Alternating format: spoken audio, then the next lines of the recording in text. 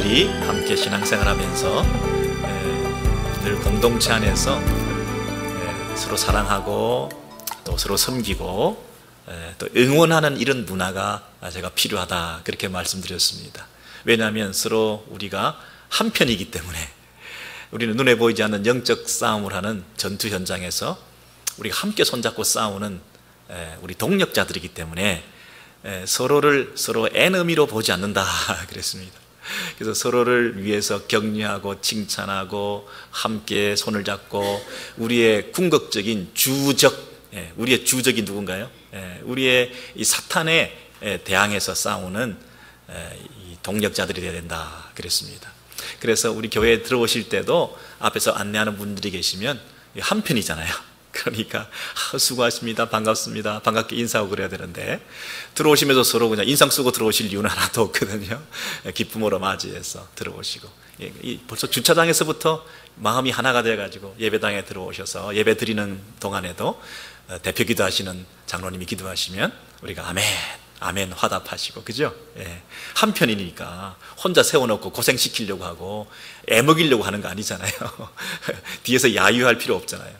아멘, 아멘 응답하시고 화답하시고, 우리가 설교할 때도 마찬가지고, 이렇게 예배를 드리고 나서 또 함께 애찬을 나눌 때도 우리가 잔치니까, 한편이니까 축제처럼 이렇게 서로 사랑하면서 그런 아름다운 식탁이 되고, 이렇게 해서 신앙생활, 교회생활이 즐겁고 행복하고 이렇게 돼야 되겠어요. 교회 안에서도 우리가 그 한편의식, 서로 뒤에서 응원한다고 하는 이런 개념이 없이 신앙생활하고 예배에 참석하면 너무나 이 신앙생활이 드라이해지고 또 혼자서는 넘어지기가 참 쉬운 것 같아요.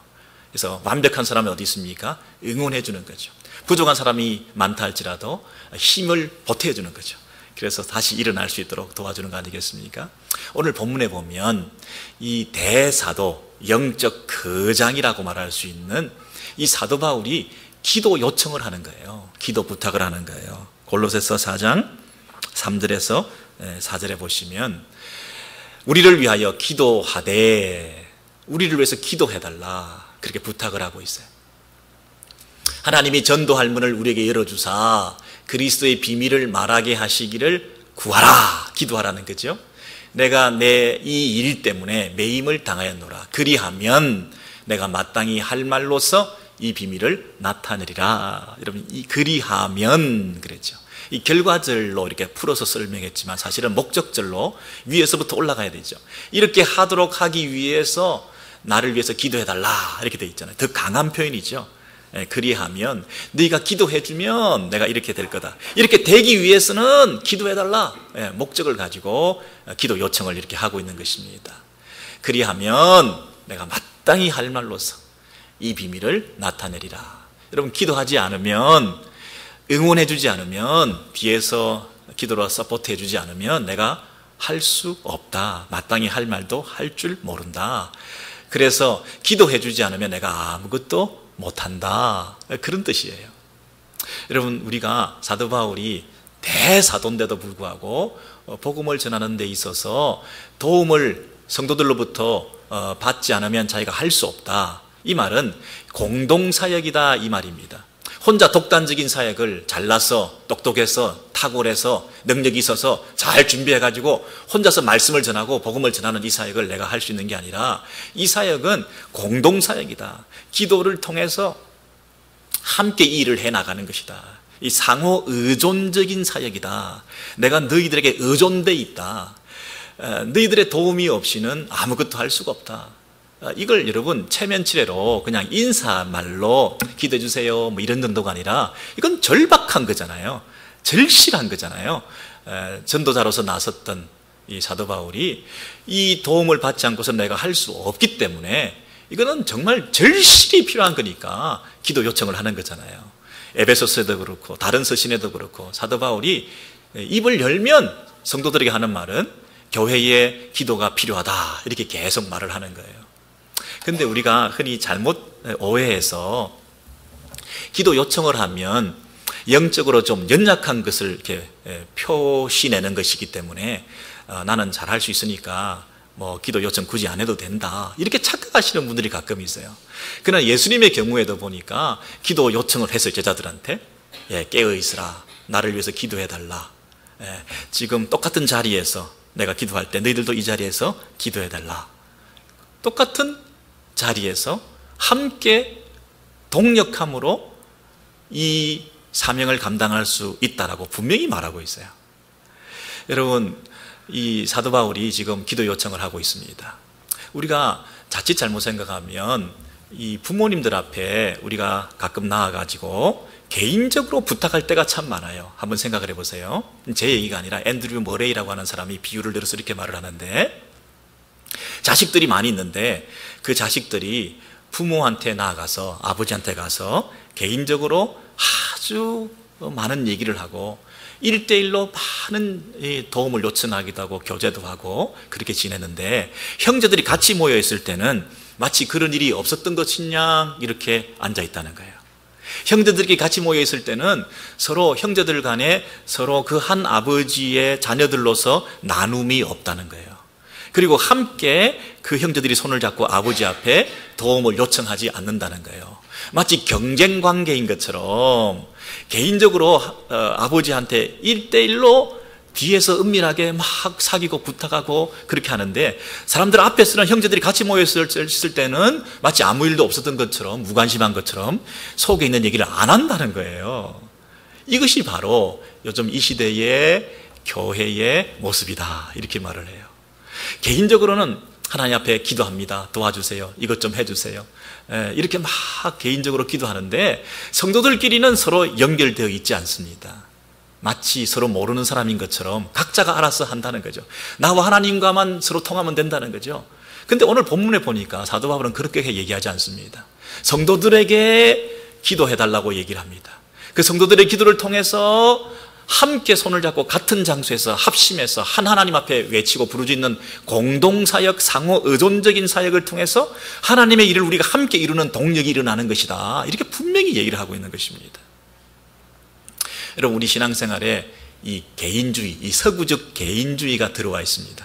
그래서 신앙생활도 각자가 알아서 그냥 서로 터치하지 않고 알아서 하는 것, 남한테 신세 지지 않고, 기도의 신세도 질 필요가 없고, 괜히 우리 얘기 다 오픈해서 다 남들이 알게 되고 이러면 부작용이 생기니까 각자 알아서 열심히 해요.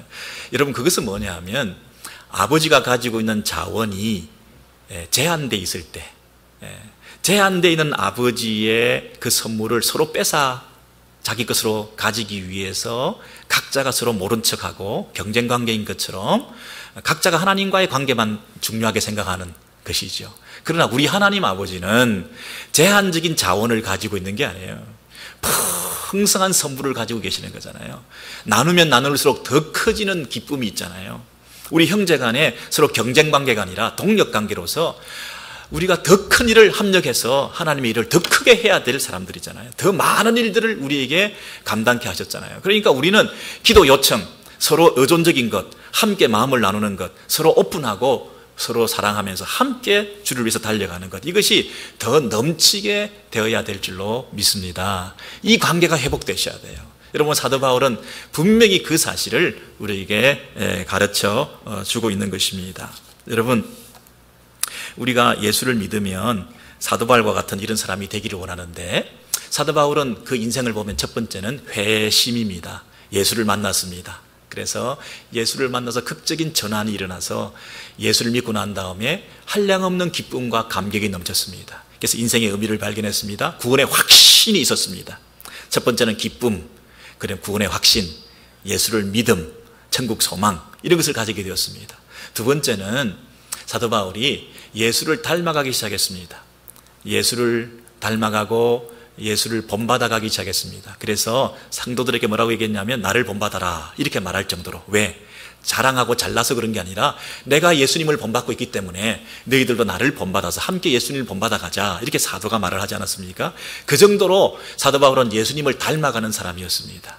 이제 우리가 예수 믿고 나면 구원의 확신을 가지고 기쁨을 얻고, 두 번째는 뭐라고요? 예수님을 닮아가는 것입니다. 예수님을 본받아가는 것입니다. 그래서 예수님이라면 어떻게 하셨을까?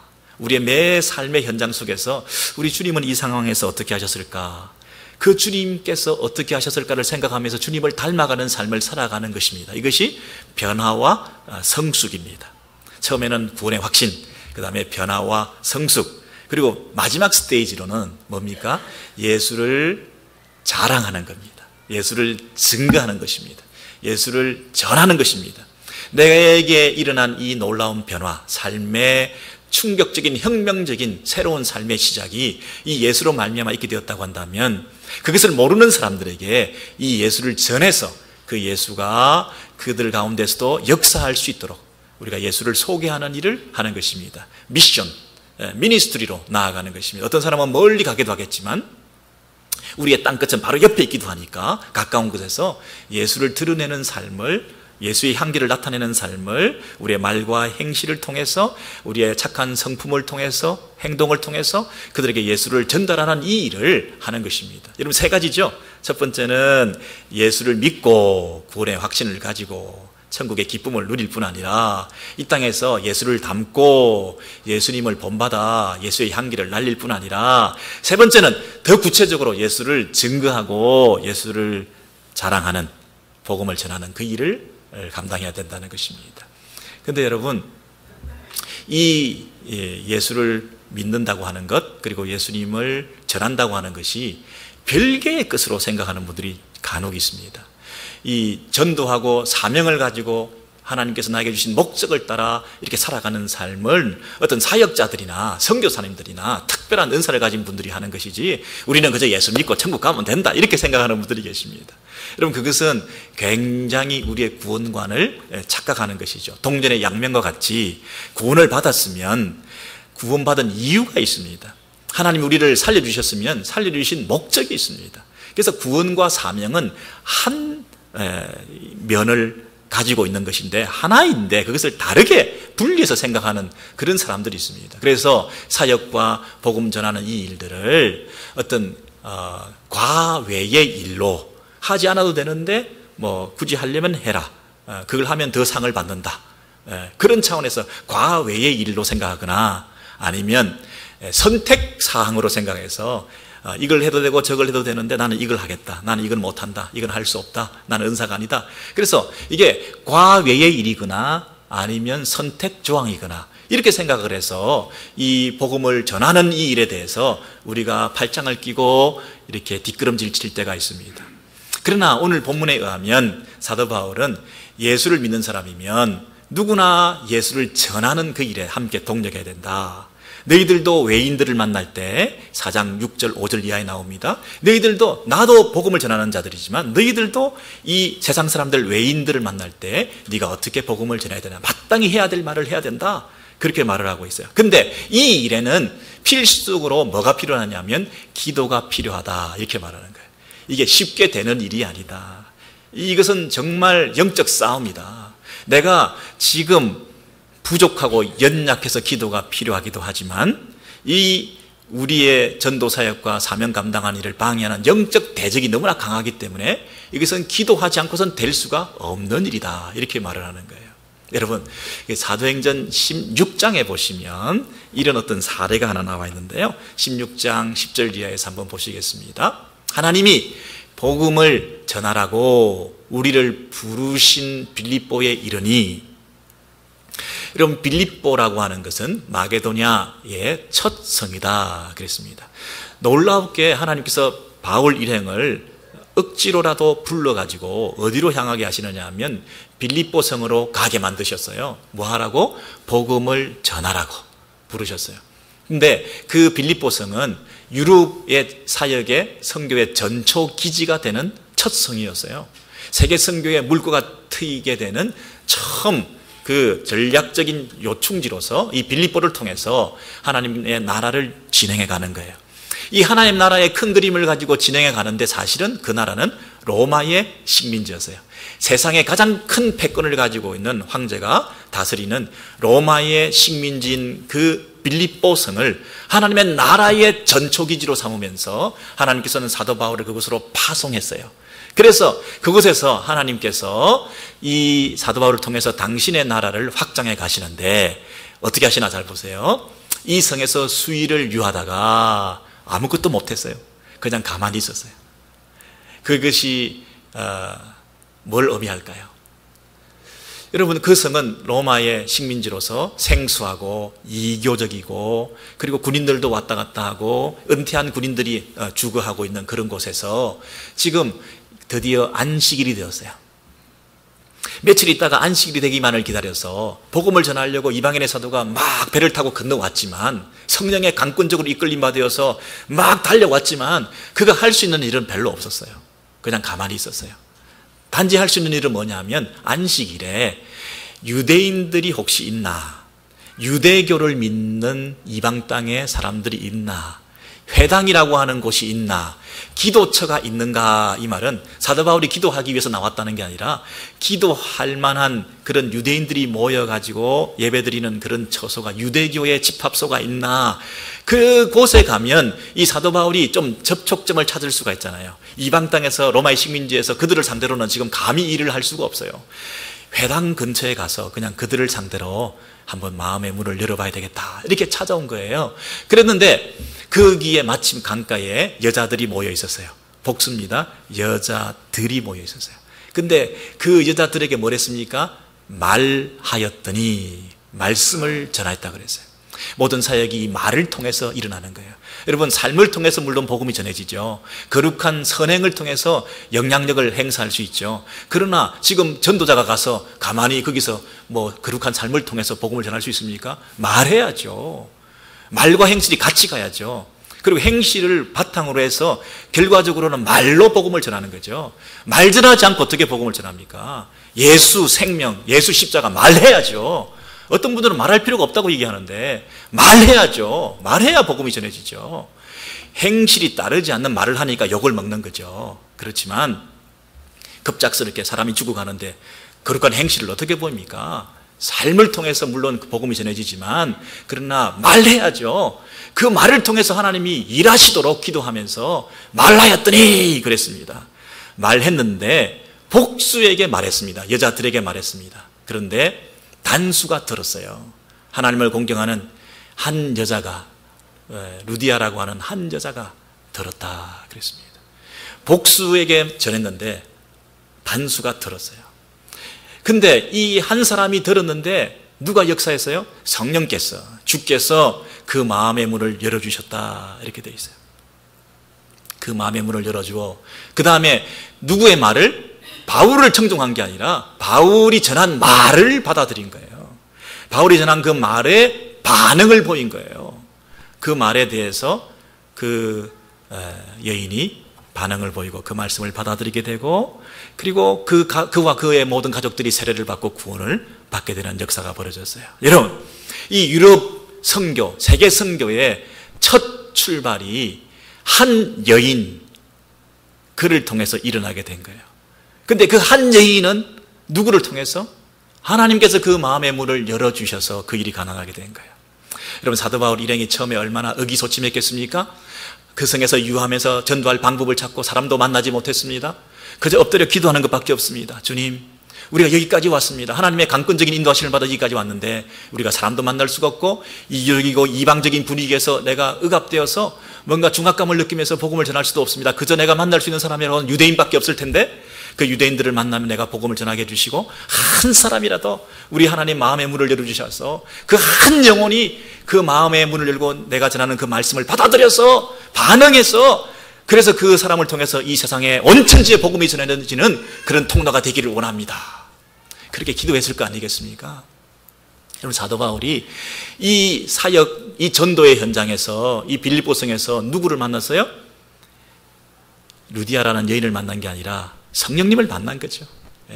우리 하나님을 만난 거죠. 하나님의 사역 방법을 터득한 거죠. 그래서 앞으로 이 사도 바울은 모든 선교지마다, 모든 교회들마다 편지할 때마다 하나님 앞에 기도해달라, 마음의 문을 열어달라고 기도해달라. 내가 할 수 있는 것이 없다. 내가 전하기는 전하겠지만 내가 아무리 전한다 하더라도 하나님이 그들의 마음의 문을 열어주시지 아니하시면 거기에 열매가 없다. 이 말이 이펙티브하지 않다. 성령께서 역사하지 않으면 이거는 엉뚱한 짓, 쓸데없는 짓, 시간 낭비하는 거라는 것을 내가 알게 되었다. 내가 그들에게 여러 사람에게 전했지만 한 사람의 마음의 문을 열어주셔서 그 일이 일어났던 것 우리가 알지 않냐.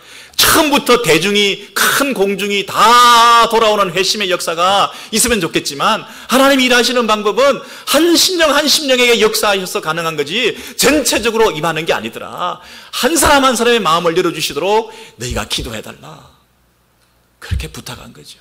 그래서 그 골로새서의 사도 바울이 그 골로새 교회 교인들을 향해서 나를 위해서 기도해달라, 전도할 뭐가 열리도록, 문이 열리도록, 전도할 문을 우리에게 열어주시도록 하나님 앞에 기도해달라.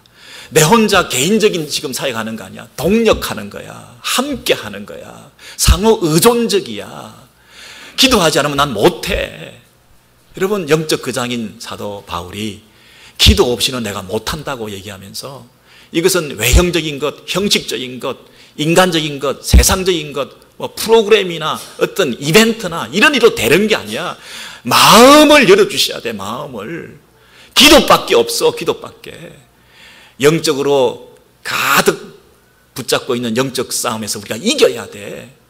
옥문을 열어야 돼. 하면 하나님 앞에 그 영적인 옥문이 열리도록, 마음의 문이 열리도록 그렇게 기도해달라고 얘기하는 것입니다. 여러분, 우리가 전도에 대해서 좀 부담이 있습니다. 저나 여러분이나 복음을 전한다 할 때는 좀 부담을 가집니다. 예수 믿는 거 오케이, 은혜로 구원받았습니다. 예수 닮는 거 좋아, 주님을 닮아가겠습니다. 예수 전하는 거 여기까지 잘 되지가 않습니다. 예수 전하는 거 기도가 필요해요. 여러분, 서로 의존적으로 우리가 기도함으로 이 전도의 문이 열리는, 여러분의 사역의 현장 속에서, 여러분의 가정생활 속에서 믿지 않는 사람들을 향해서, 여러분의 부모와 여러분의 가족과 자녀들을 향해서 여러분 끊임없이 기도해야 될 게 뭡니까? 전도의 문이 열리도록, 그들의 마음의 문이 열리도록, 그들의 영적인 귀가 열리도록, 하나님의 은혜가 임하도록. 여러분, 그 기도 없이 어떻게 그들이 구원받겠습니까? 여러분, 이것은 끊임없이 계속해서 쉬지 말고 해야 될 우리 모두의 공동의 기도 제목인 줄 믿습니다. 네. 여러분, 이 기도 제목을 가지고 함께 주의 일을 하는데 하나 문제가 생기는 건 뭐냐면, 내가 지금 매여 있다 하는 사실입니다. 내가 이 일 때문에 매임을 당하였노라. 그리하면 내가 마땅히 할 말로서 이 비밀을 나타내리라. 4장 3절에 그렇게 말하잖아요. 여러분, 여기서 감옥 안에 있는 사도 바울이 내가 매여 있다. 근데 여기서 중요한 참 귀한 영적 교훈 한 가지는 뭐냐면, 내가 매여 있음에도 불구하고 뭐라고 얘기하죠? 전도할 수 있도록, 전도의 문이 열리도록, 감옥의 문이 열리도록 기도해달라는 것이 아니라 전도할 수 있도록, 전도의 문이 열리도록 기도해달라, 이렇게 말하고 있다는 거예요. 여러분, 우리는 어떤 일에 매여 있으면 그 매임을 해결하고 주의 일을 하겠습니다. 내가 지금 남에게 복음을 전하는 전도할 일이 지금 우리에게 주신 사명이지만, 지금 제가 그거 하기에는 너무나 내가 지금 여러 가지 어려운 일들이 많습니다, 이렇게 말하기 쉽잖아요. 근데 사도 바울은 내가 매여 있는 상태에서 복음을 전할 수 있도록 나를 위해서 기도해달라, 이렇게 말하는 거예요. 이게 놀라운 일이죠. 사도 바울은 여러분 죄수의 신분이니까 그 감옥 안에 있는 사람들을 만날 수 있었습니다. 교대로 자기를 감시하는 그 군병들을 만날 수 있어서 복음을 전할 수 있었습니다. 죄수의 신분이니까 법정에 가서 재판하는 사람들을 향해서 복음을 전할 수 있는 기회가 되었습니다. 나를 위해서 기도해달라, 내가 담대히 그들에게 복음을 전할 수 있도록. 여러분, 죄수의 신분이니까 아그리빠 왕에게 복음을 변정할 수 있었습니다. 죄수의 신분이니까 베스도 총독에게 자기의 믿는 바를 전할 수 있는 기회가 되었습니다. 매여 있었지만 죄수라고 하는 것이 복음을 전하는 그 어떤 방해도 되지 않았다 하는 것입니다. 오히려 하나님께서 그 죄수의 신분으로 볼에 부르셔서 하시고자 하는 그 사명을 감당할 수 있도록 기도해달라고 얘기하는 것입니다. 그리고 우리의 삶의 자리가 전도의 자리인 줄 믿으시기 바랍니다.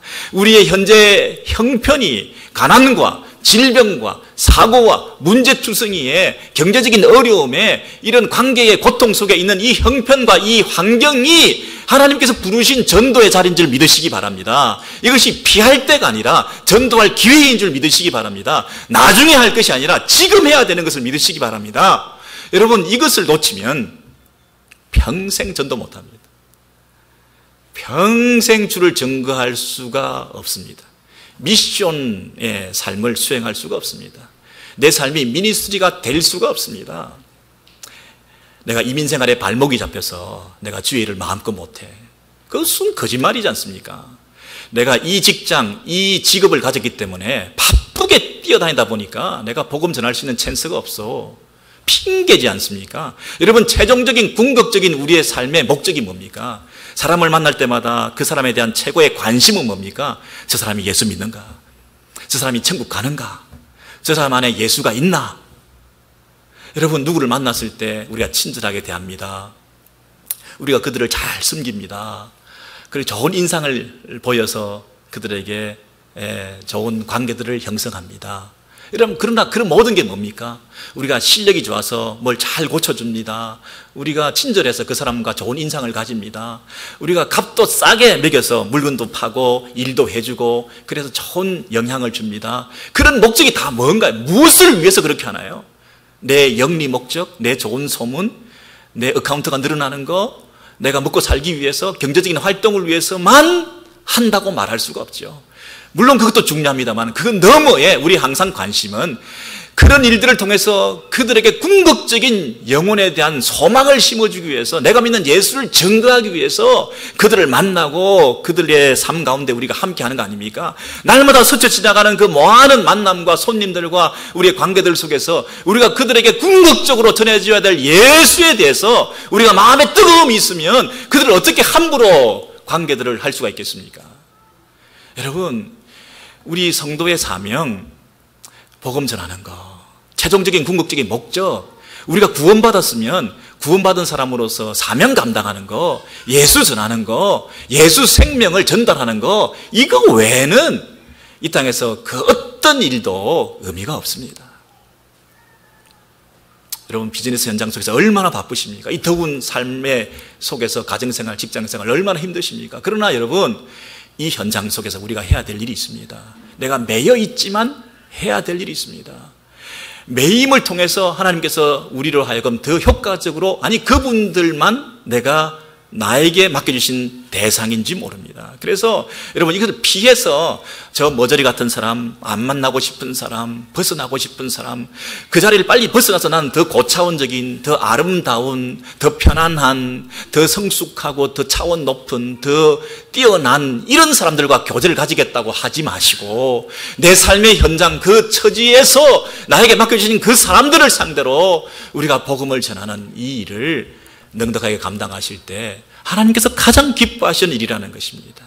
여러분, 그 일을 이 사도 바울이 우리에게 교훈적으로 가르쳐 주고 있는 것입니다. 여러분, 이 사실을 우리가 자꾸 등한히하고 망각하면 하나님 앞에 우리가 책망받을 것입니다. 하나님께서 맡겨주신 그 사명들을 잘 감당하셔서 여러분의 사역과 삶의 현장에서 여러분이 현재 당해 있는 고통과 눈물의 그 자리에서 복음이 진전될 때, 여러분을 통해서 예수 믿는 사람이 늘어나게 될 때, 그것이 하나님께서 진정 원하시는 길이라는 것을 여러분 확신하시기를 바랍니다.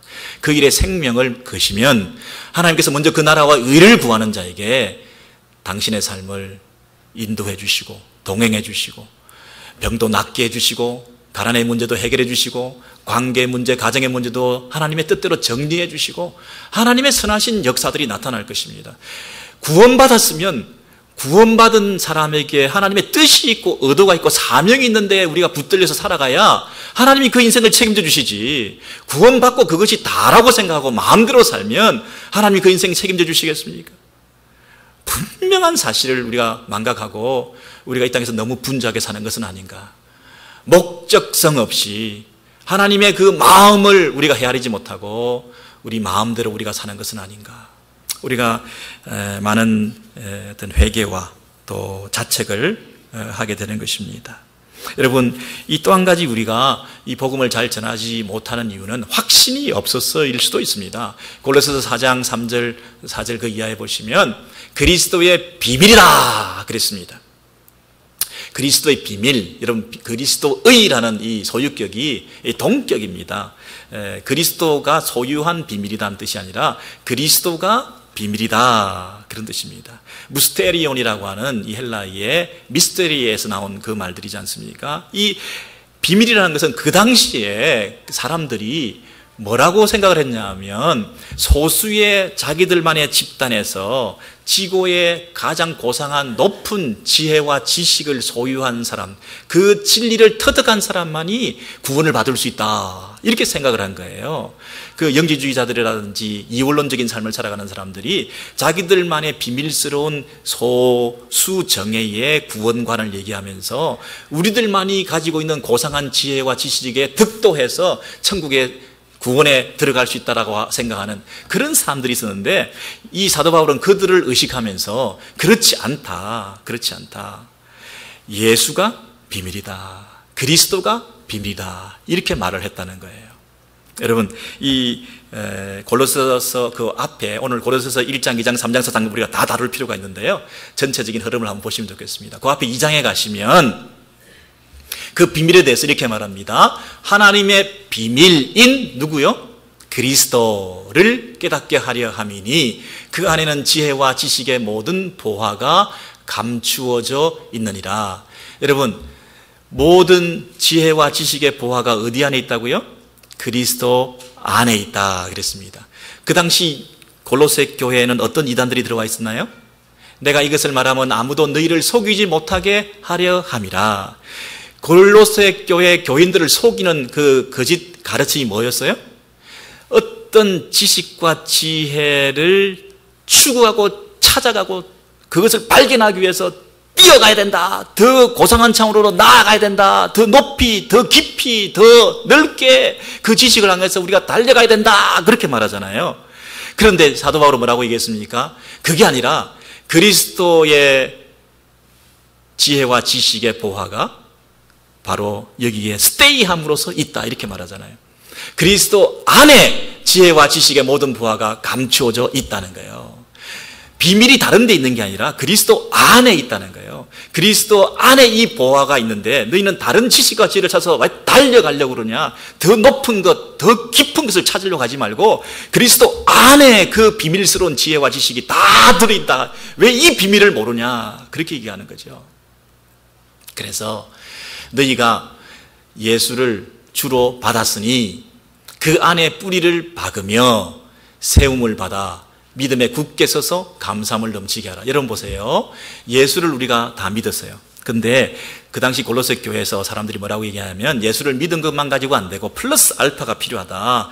열심히 하고 더 지식을 추구하고 더 규례를 잘 지키고 더 고행을 하고 더 새로운 지식을 얻고 이것을 통해서 더 많은 구원의 확신과 더 성장하고 성숙한 자리에 지경에 이를 수 있다라고 얘기를 하는데, 너희가 예수를 믿음으로 받았으니까 그 예수 안에 뿌리를 내리라. 뿌리를 내린다는 것은 생명의 근원이 거기에 있다는 뜻이거든요. 생명의 근원인 예수의 뿌리를 내리면 그것에서부터 자라게 된다는 것이고, 그곳에서부터 생명을 더 누리게 된다는 것이고 더 부유함을 얻게 된다는 것이잖아요. 다른 데서 기쁨과 부유함을 얻으려고 하지 말고 예수에게 뿌리를 내려서 그곳에서 성장과 기쁨을 맛봐야 한다, 그렇게 말하는 거예요.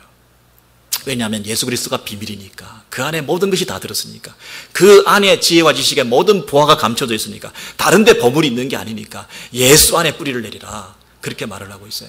그래서 그 당시 들어와 있는 거짓된 사상, 예를 들면 철학과 헛된 속임수, 이런 것들에 마음 뺏기면 안 돼. 여러분, 철학과 속임수는 두 가지가 아니라 한 가지입니다. 헛된 철학의 속임수, 이렇게 번역하는 게 좋겠습니다. 철학의 헛된 속임수, 이 철학이 아무리 고상하고 그리고 공교한 말로 너희를 미혹한다 할지라도 그것은 다 헛된 속임수에 불과하다, 그렇게 말하죠. 사람의 전통과 유전, 사람들이 만든 계명이야. 하나님이 주신 계명이 아니야. 사람들이 이렇게 해야 된다 저렇게 해야 된다고 얘기하는 거, 그것에 생명 걸면 안 돼. 사람들의 의식과 규례와 조항에 네 마음을 두고 그것을 잘 지킴으로써 네가 거룩하다, 의롭다, 자기 생명과 구원을 보장받는다, 이렇게 가서는 안 된다는 거죠. 사람의 전통과 세상의 초등학문, 세상의 모든 학문들이 아무리 뛰어나다 할지라도 그 당시 천문학이라든지 점성술이라든지 이런 것들이 우리의 구원과 우리의 미래를 예측해 준다 할지라도 그런 것은 초등학문이다. 그리스도의 복음에 비하면 그것은 아주 기초적인 것이다. 이런 약간 냉소적인 표현이죠. 그 세상의 학문들은 다 초등 학문이야. 그건 정말 다 헛된 속임수야. 철학이라고 하는 것이 쓸데없는 것들이야. 그러면서 먹고 마시는 것과 절기나 안식일을 지키는 것, 여러분 규례 지키고 의식 지키고 그 다음에 날짜 요일 이런 거 지키고 그런 것들을 통해서 네가 자기 의가 쌓이고 그것을 통해서 자기 공로가 쌓이고 그것을 통해서 자기 만족을 얻는 신앙생활, 예배생활을 하게 되는지 모르지만 그것들은 다 헛된 것들이야. 그것을 통해서 얻어낸 자기 의라고 하는 것은 오히려 더 위험해. 이렇게 말하는 거죠. 여러분, 공로는 예수의 공로밖에 없는 거죠. 다른 공로를 가지고 교회 안에서 네가 신앙생활의 든든함을, 근거를, 기초를 쌓으려고 하지 마. 교회 안에는 오직 공로가 있다면 예수의 피공로밖에 없어. 예수 안에 모든 게 있어. 다른 걸로 공로 삼지 마. 네가 열심히 했다고 그것이 자기 공로가 되는 게 아니야. 이렇게 말하는 거죠. 꿈에는 겸손도 있죠. 가장된 경건이죠. 친절한 거죠. 겸손한 척하는 거죠. 광명한 천사로 가장해서. 여러분, 이 양의 옷을 입은 이리와 같은 그런 사탄적인 모습을 하고도 얼마든지 겸손한 척할 수 있죠. 여러분, 이단들이 얼마나 친절한지 아시죠? 얼마나 윤리도덕군자인지 아시죠? 그렇게 나온 그 꿈에는 겸손이라는 걸 믿으면 안 돼. 그들에게 속으면 안 돼. 그런 윤리주의자들이 그 행하는 그 거룩한 삶이라고 하는 것이 결국은 아무것도 아닌 거야. 다 너희들을 미혹하는 것이야. 거기다가 천사 숭배라는 것도 있지 않냐. 천사를 숭배한다는 것은 인생이 하나님과 거리가 너무 머니까 그 사이에 천사들을 두어가지고 징검다리 삼아 천사를 숭배해서 하나님께 더 가까이 나아가는 거라고 생각하지만 하나님의 방법은 그게 아니야. 오히려 하나님께 가까이 오는 것이 아니라 하나님과 더 멀어지게 하는 것이고 이교적인 것이야. 유일한 중보자 예수 그리스도, 그분을 멀리하게 되는 꼴이야. 하나님 주신 방법, 중보자 예수 그리스도만을 믿는 것이 참된 생명의 길이야. 그 예수에게 뿌리 내려야 된다. 이렇게 말하면서 그 당시 골로새 교회에 만연해 있던 그 이단들에 대해서 지금 경고하고 있는 것이죠. 이런 것들은 다 자의적 숭배, 지멋대로 예배하는 것이라는 거예요. 그리고 그들의 겸손이라고 하는 건 껍데기밖에 없는 것이고, 그리고 그들의 몸을 괴롭히는 것, 이 고행하는 것, 자기가 고행을 통해서 뭔가 득도하겠다고 하는 이런 것들이 아무 의미 없는 것들이다. 이건 지혜 있는 모양을 하고 있는 것 같지만 그러나 궁극적으로 육체에 따르는 것을 금하는 데는 조금도 유익이 없다. 겉으로는 형식을 갖추고 외향적으로는 아주 경건한 것처럼 보이지만 네 마음의 죄는 아무도 해결하지 못해. 육신의 그 정욕을 해결하지는 못해. 아무리 고행한다 하더라도 근본적인 네 죄 문제를 해결할 수 없어. 오직 예수 그리스도, 그분만이 너의 유일한 구원자가 된다. 이렇게 말을 하는 거죠. 그래서 그 그리스도가 뭐라고요? 비밀이라는 거예요. 그 그리스도를 믿으라는 거예요. 1장으로 가시면요, 1장에서 그 그리스도에 대해서 더 근본적인 얘기를 이렇게 하고 있어요. 그는 모든 피조물보다 먼저 나시니다. 여러분, 그분 예수 그리스도가 뭐라고요? 비밀인데 그 예수 그리스도를 지금 설명하는 거예요, 골로새 교인들한테. 근데 골로새 교인들은 예수를 너무 쉽게 생각하고 예수를 귀하게 생각하지 않아서 예수를 믿기는 믿지만 다른 쪽으로 이단으로 막 빠지고 있어요. 근데 근본적으로 이 예수가 누군지에 대해서 1장에서 다시 설명해 주는 거예요. 그는 모든 피조물보다 먼저 나신 이시다. 예수를 피조물 중에 한 분으로 생각하시면 안 된다. 여기서 먼저라고 하는 것은 시간의 순서가 아니라 권위의 순서야. 먼저 났다고 얘기하는 그래, 시간의 차서가 아니야. 장자라는 말 아시죠? 먼저 난 아들이다. 여러분, 먼저 난 아들은 먼저 태어났다는 시간의 순서만을 말하는 것이 아니라 아버지의 권세를 가졌다는 거예요. 아들이라고 하는, 맏아들이라고 하는 그 특권과 권세를 가졌다는 얘기예요. 그래서 이거는 다른 아들과는 비교할 수 없는 아버지의 상속자라는 뜻이에요. 그러므로 여기서 먼저 났다는 얘기는 피조물 중에 먼저 났다, 피조물 중에 하나라는 뜻이 아니라 창조주라는 뜻이에요. 피조물과는 비교할 수 없는 하나님이시라는 뜻이에요. 그래서 만물이 그에게서 창조되되, 창조주라는 얘기예요. 창조의 중보자라는 것이에요. 누가? 예수 그리스도가. 하늘과 땅에서 보이는 것들과 보이지 않는 것들과, 여러분, 보이는 것들과 보이지 않는 것들, 우주론적인 구원을 말하는 거예요. 한 사람이 구원받는 죄 문제만을 해결하는 그 문제가 아니라 전 우주가 구원받는 그 구원자로서 예수 그리스도가 첫 창조의 중보자로 계신다는 거예요. 혹은 왕권이나 주권들이나 통치자들이나 권세들이나 만물이 다 누구로 말미암고? 그 예수 그리스도로 말미암고 중보자라는 뜻이에요. 그를 통해서 창조되었다는 거예요. 그를 위하여 창조되었고, 또한 그가 만물보다 먼저 계시고, 만물보다 먼저 계신다는 얘기는 만물에 속했다는 것이 아니라 만물을 지어 지으셨다는 뜻이에요. 만물이 그와 함께 그 안에 계셨다, 그렇게 말씀하시잖아요. 여러분, 그 18절 이하에 내려가 보시면 금방 우리 읽은 것은 피조세계, 창조주, 첫 창조의 중보자가 되시는 예수 그리스도에 대해서 얘기했다고 한다면 18절부터는 두 번째 창조, 우리를 구원하신 하나님의 그 구속의 역사에 있어서 이 재창조, 새 창조에서도 중보자가 되신 분이 누구라고요? 그는 몸인 교회의 머리시라. 그가 근본이시요 죽은 자들 가운데서 먼저 나시니. 여기서 또 먼저라는 말이 나오죠. 죽은 자들과 같이 속해 있는 분이 아니라는 거예요. 그 죽은 자들을 구원하신 구원자라, 재창조하신 하나님의 아들이라는 뜻이에요. 죽은 자들 가운데서 부활하신, 죽음을 이기신 그분이시다. 이는 친히 만물의 으뜸이 되려 하시며 머리가 되신다는 얘기죠. 머리가 된다는 얘기는 그저 주권, 통치만을 얘기하는 것이 아니라 생명이 거기로부터 온다는 거예요. 거기서부터 진정한 부요함이 있다는 거예요. 만물의 으뜸이 되려 하심이라. 아버지께서는 모든 충만으로 그 예수 그리스도 안에 하나님 아버지가 계시는 거예요. 그 하나님 아버지가 생명의 본체시라는 거예요. 생명의 근원이신 그 하나님으로부터 그 예수 그리스도 안에서 그것을 발견할 수 있다는 거예요. 그래서 그 예수 그리스도의 십자가의 피로 말미암아 이 세상을 다 살린다는 거예요. 다 새롭게 한다는 거예요. 예수의 피로 말미암아 모든 세상을 재창조한다는 거예요. 모두를 구속한다는 거예요. 구원해낸다는 거예요. 하나님과 불화했던 우리 모두를 화평케 만들어주셔서 만물, 곧 땅에 있는 것들이나 다 하늘에 있는 것들이 다 그로 말미암아 중보자시죠. 재창조 사역도 예수 그리스도를 통해서, 그분의 중보 사역을 통해서 이루어지는 거죠. 만물이 그로 말미암아 다 화목하게 된다는 것입니다. 여러분, 제가 두 가지 말씀드렸습니다. 예수 그리스도, 그분은 비밀이신데 그 비밀이신 그리스도는 누구라고요? 창조와 새 창조의 중보자가 되신다는 거예요. 눈에 보이는 것과 보이지 않는 것, 땅에 있는 것과 땅에 보이지 않는 것, 이 모든 하늘에 있는 것들의 배후에는 누가 있다고요? 예수 그리스도가 계신다는 거예요. 이분이 우리의 우주론적인 구원자라는 거예요. 여러분, 그 골로새 교회에는 어떤 형편이 있었다고요? 눈에 보이는 것들에 빠져 있었어요.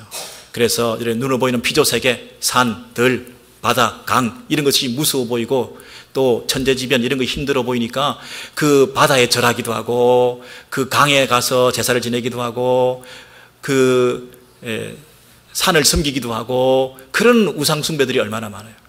뿐만 아니라 눈에 보이지 않는 것, 천사, 눈에 보이지 않는 영적 세력, 주관자, 통치자, 권력자, 이런 권세들이 있어서 눈에 보이는 것과 눈에 보이지 않는 것들이 인생의 모든 문제들을 뒤에서 조정하고 개입하고 작용해서 현재 우리에게 생로병사가 일어나고 우리 안에 있는 사건, 문제, 질병, 사고, 아픔, 고통 이런 것들의 배후에는 다 뒤에 있는 보이지 않는 세력들이 작용하고 있기 때문이다. 그러므로 그들을 섬겨야 된다. 그들에게 잘 보이기 위해서 제사 드려야 된다. 그들에게 잘 보이기 위해서 고행을 해야 된다. 금욕을 해야 된다. 이러고 있는 이 골로새 교회 교인들아, 그 눈에 보이는 것이나 눈에 보이지 않는 것의 모든 사역의 중보자 되시는 예수 그리스도, 그분을 바라봐라. 그분 안에 참 구원이 있고 참 생명이 있고 그분 안에서 진정한 회복이 있다고, 진정한 화평이 있다고, 하나님과의 관계가 회복되어서 그 하나님의 생명의 본체이신 그 하나님 안에서 진정한 부요함이 있다고, 예수 외에는 다른 것 없다고,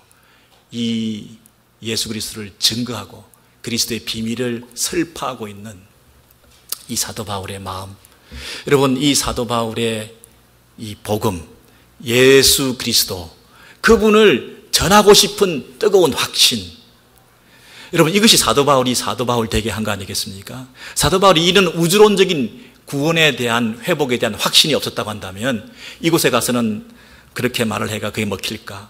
여기는 이게 이펙티브할까? 여기 가서는 이런 문화권에 가가지고는 과연 여기서 통할까? 그러지 않았겠습니까? 모든 교회를 향하여, 모든 세상 문명을 향해서 예수만이 유일한 구원자가 되신다. 여러분, 그 확신을 가지고 전달하고 복음의 사역자의 역할을 감당했던 거 아니겠습니까? 여러분, 여러분이 아는 주변의 사람들, 복음이 통하지 않는 사람이 있을까요? 예수 그 이름으로 통하지 않는 문제들이 있을까요? 회복되지 않는 그 인생이 있을까요? 아, 저 사람은 안 될 것 같아. 저 사람의 처한 형편은 너무나 미저러블해.